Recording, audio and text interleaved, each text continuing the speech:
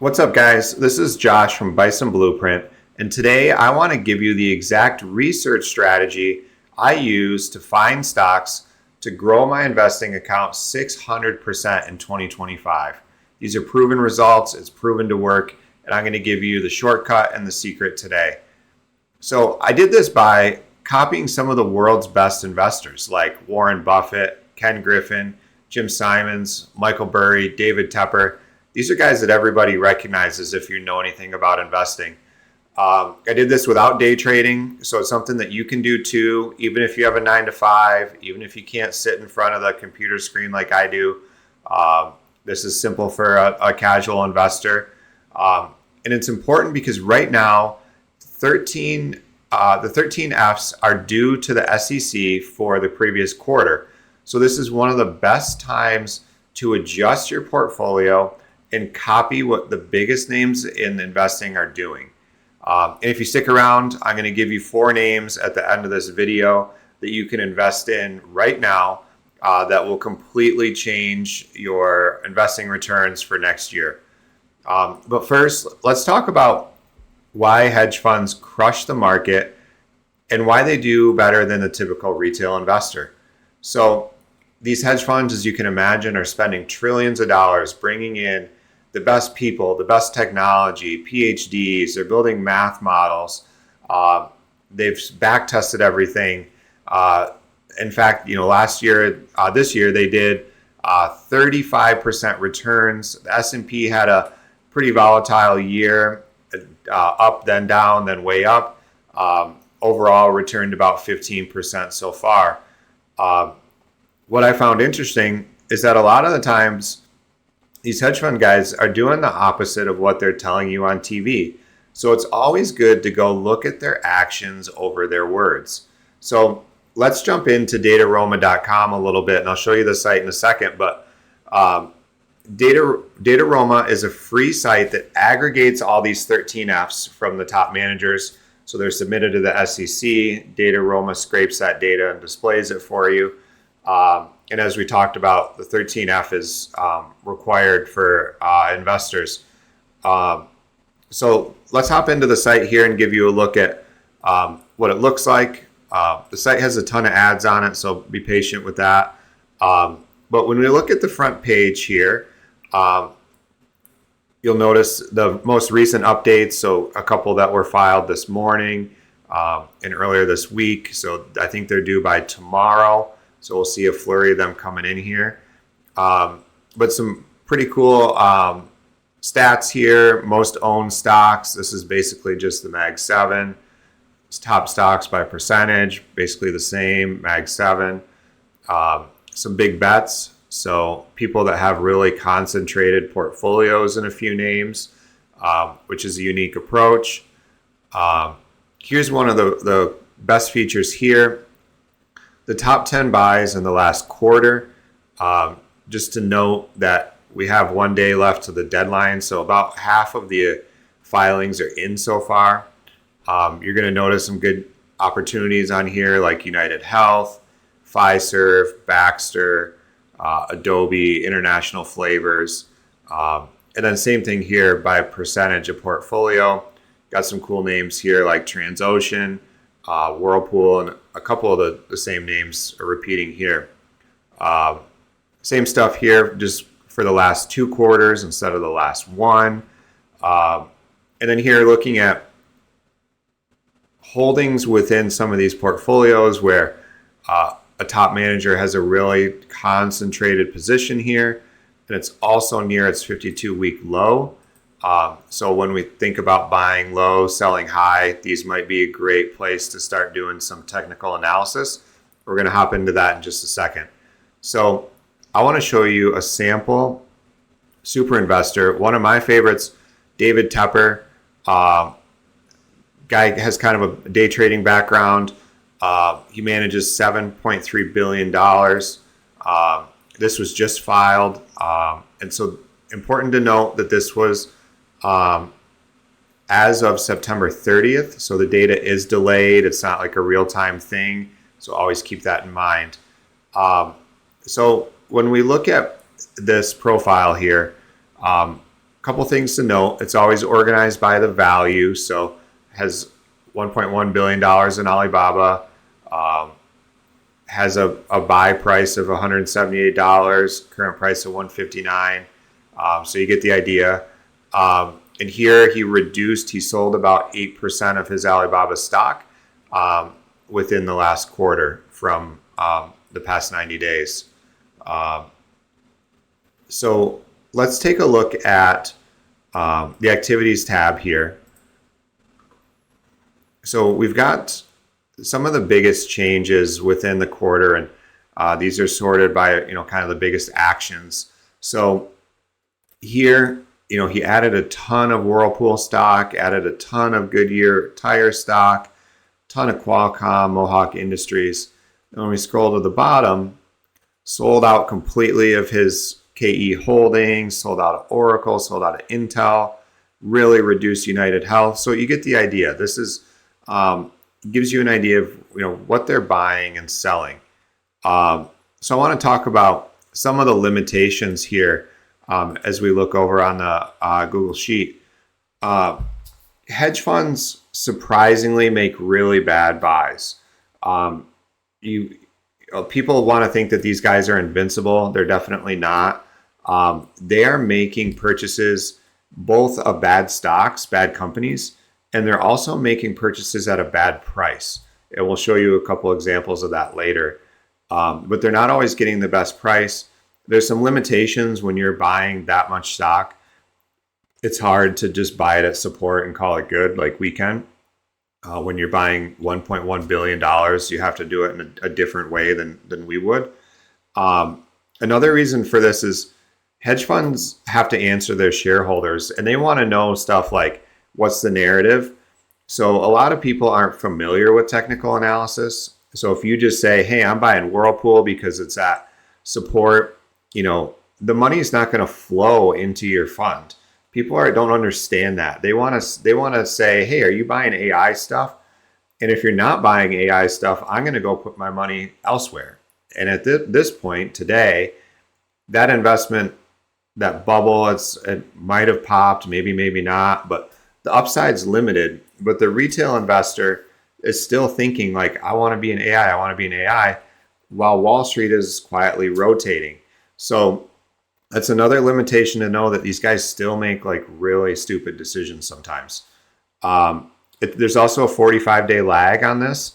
So you always have to compare their buy price with what changes have occurred. So when we start charting these, looking at Whirlpool, okay, here the buy price is 78. It's currently 65. So these are some good opportunities to get these names at a good price. And last of all, we're using this for leads. This is not, you don't just blindly go out today and buy these because of some of the limitations we talked about. Don't just go out and buy all the things that David Tepper added or Warren Buffett added. Like, do some technical analysis, which we're going to show you. Get a good price, get a good exit. Let's make some money. So what we've created is a 4-step playbook to copy the pros. So first of all, I just gave you an idea of how to go in here, look for the opportunities to buy low. Remember, the name of the game is to buy low and sell high. So you're not chasing stocks that are already overvalued.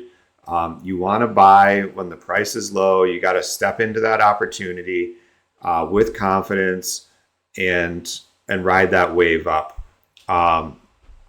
Secondly, you want to perform basic technical analysis on these. You want to look for like 10 and 20 year support levels. And you'll notice that a lot of these stocks that these hedge fund managers are buying are at these support levels. So this is where we get our great opportunities from. And we're going to do TA on a couple tickers here in a second. But and then you just want to take those entries off support. Don't force it. If you can't get the stock for the price that you want, don't buy it. This is all about buying low, selling high, getting the discount. So only take these if you can get it at the right level. Do not chase. There's thousands of stocks. Just let that one go. And then from there, you want to set your profit targets and monitor. And then one of the things I forgot to mention from earlier is one of the great tabs here, skipping back up here to the Grand Portfolio tab, is some of the quarter buys. So here we have 9 funds that have invested in United Health. We have 7 that bought NVIDIA, Baxter, Pfizer. So this is a great place to look for some opportunities. Kind of gives you the average hold price of these.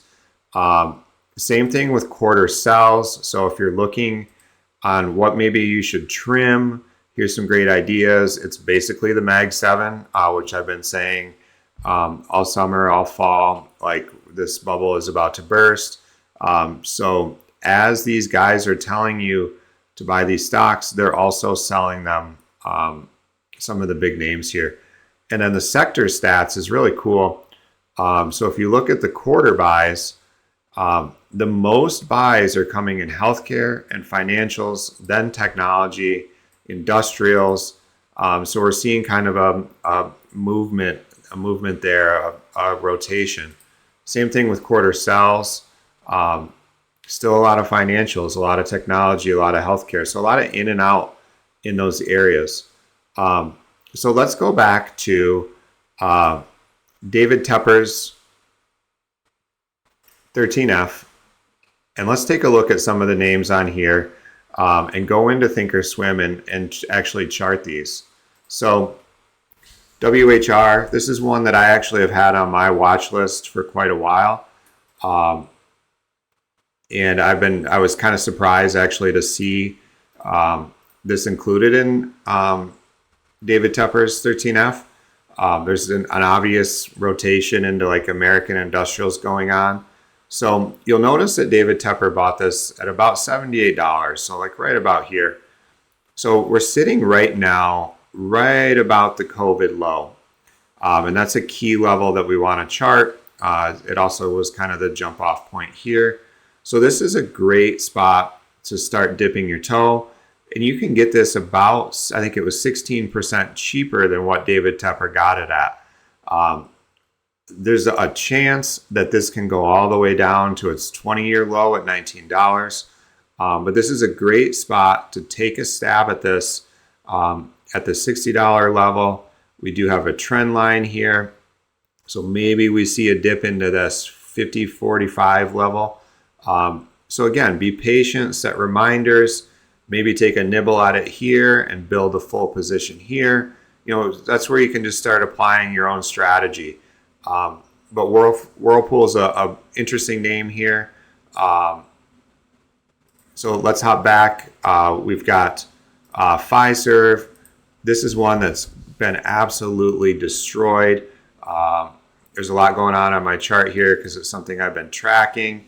But we had a huge sell-off, lost almost 50% on earnings a couple of weeks ago. And if we go back and look at the 13F for this, let's see if we can find Pfizer. So $128, currently 64. So he's down 50% on his position. So, you know, if you believe in Pfizer, if you believe that this is going to come around, we've got a couple of levels here. We've got our COVID low here. We're just below. So we're trying to work with all these support levels. We got our 10-year low. So maybe at $44 is a great place to take a stab here. You've got a severely undersold weekly RSI. I mean, the MACD is completely destroyed as well. Go to the daily chart, same thing. You're starting to see a curl here, but who knows where we're going to find support in this area. But this is a great place to take a stab at this and see if we can get back to maybe 160, maybe back to the 240 high. So that's another great example. Another one I had on my watch list that comes from our buys here was Goodyear Tire. And we're probably going to see a lot of TA I've already done on this one.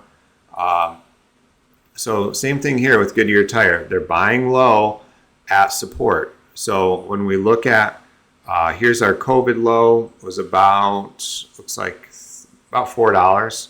The 20-year low is about $3. So you have a nice buy zone here from about $3 to maybe $10. You got a nice support level here that it's broken down through. So this forms a really nice buy zone for us on Goodyear Tire.